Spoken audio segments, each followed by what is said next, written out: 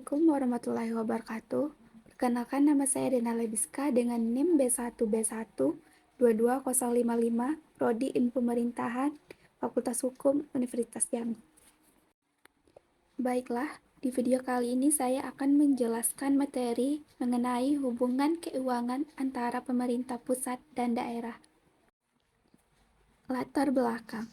Hubungan keuangan antar pemerintah pusat dan pemerintah daerah adalah suatu sistem penyelenggaraan keuangan yang mengatur hak dan kewajiban keuangan antara pemerintah pusat dan pemerintah daerah yang dilaksanakan secara adil, transparan, akuntabel, dan selaras berdasarkan undang-undang.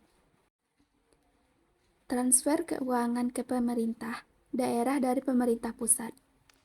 Sebelum tahun 1970 sampai 1972, pemerintah pusat telah mengalokasikan dana ke daerah tingkat provinsi berdasarkan pertimbangan faktor jumlah penduduk, panjang jalan, saluran irigasi, luas wilayah, serta potensi daerah. Namun metode yang digunakan dianggap terlalu sulit dan pemerintah daerah merasa tidak pasti mengenai bagian pendapatan yang akan diterimanya dari tahun ke tahun. Pembagian keuangan antara pemerintah pusat dan pemerintah daerah didasarkan pada beberapa kategori, yaitu yang pertama, pendapatan yang ditunjukkan atau diserahkan. Yang kedua, subsidi. Yang ketiga, pembiayaan sektoral. Dan yang keempat, pinjaman. Sistem desentralisasi. Sebagai lawan dari sistem sentralisasi pemerintahan dan keuangan adalah sistem desentralisasi pemerintahan dan keuangan. Seperti halnya dalam sistem sentralisasi, sistem desentralisasi juga mengenal transfer keuangan antar pemerintah dari pemerintah pusat dan ke pemerintah daerah. Yang pertama, dana transfer dari pusat ke daerah, yaitu A. Dana pertimbangan dari pusat ke daerah. B. Dana alokasi umum. C. Dana alokasi khusus. Dan yang terakhir D. Dana bagi hasil. Dan yang kedua, dana otonomi khusus. Usaha pajak dan kebutuhan fiskal. Faktor-faktor yang menentukan hubungan keuangan antar pemerintah berkaitan dengan usaha pajak dan kebutuhan fiskal. Usaha pajak adalah jumlah pajak yang sesungguh-sungguh dapat dikumpulkan oleh kantor pajak dilawankan terhadap potensi pajak, yaitu sejumlah pajak yang seharusnya dapat dikumpulkan dari pendapatan per kapita sebagai dasar pajak. Rasional antara usaha pajak dan potensi pajak disebut kinerja pajak. Karena semua warga dalam negara berhak menikmati barang publik dan sejenisnya. Oleh karena itu, pengeluaran pemerintah daerah untuk menyediakan barang-barang tersebut disebut dengan kebutuhan fiskal. Kebutuhan fiskal ini dapat diartikan sebagai kebutuhan biaya pemeliharaan untuk prasarana sesuai ekonomi seperti angkutan dan komunikasi, lembaga pendidikan, dan pusat kesehatan.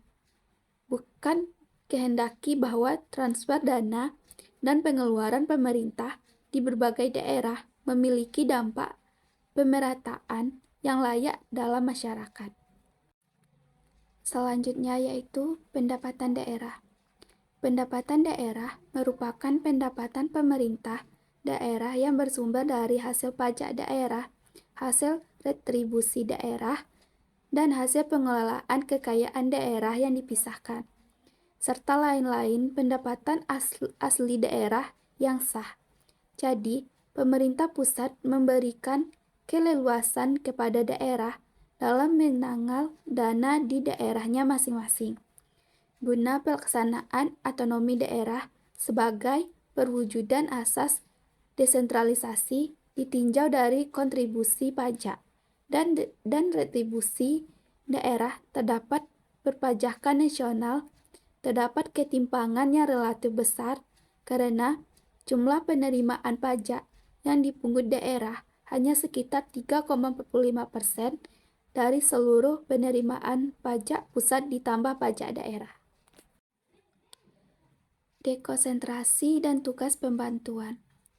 Kebijakan dekonsentrasi dan tugas pembuatan merupakan bentuk lain hubungan keuangan antara pemerintah pusat dan pemerintah daerah, di samping dana pertimbangan yang merupakan konsekuensi langsung dari kebijakan desentralisasi, yang penggunaannya diserahkan sepenuhnya kepada pemerintah daerah. Dalam hal hubungan dekonsentrasi dan tugas pembantuan pemerintah daerah, dalam hal hubungan dekonsentrasi dan tugas pembantuan, pemerintah pusat ikut campur tangan langsung atas penggunaan dana yang dialokasikan.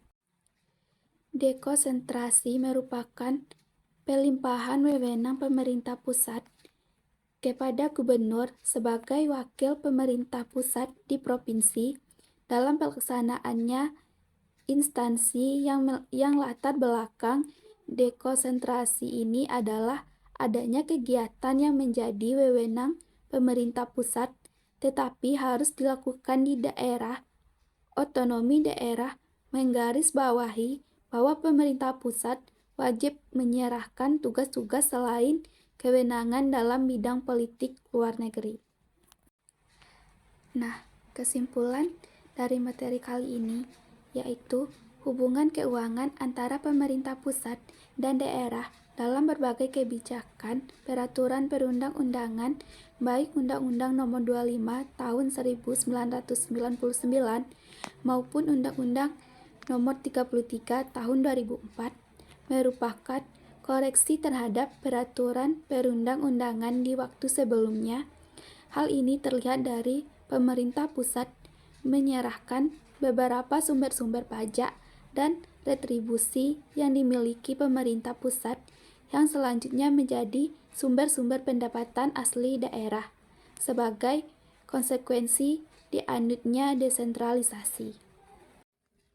Itulah yang dapat saya jelaskan mengenai materi kali ini. Kalau ada yang kurang, saya mohon maaf. Assalamualaikum warahmatullahi wabarakatuh.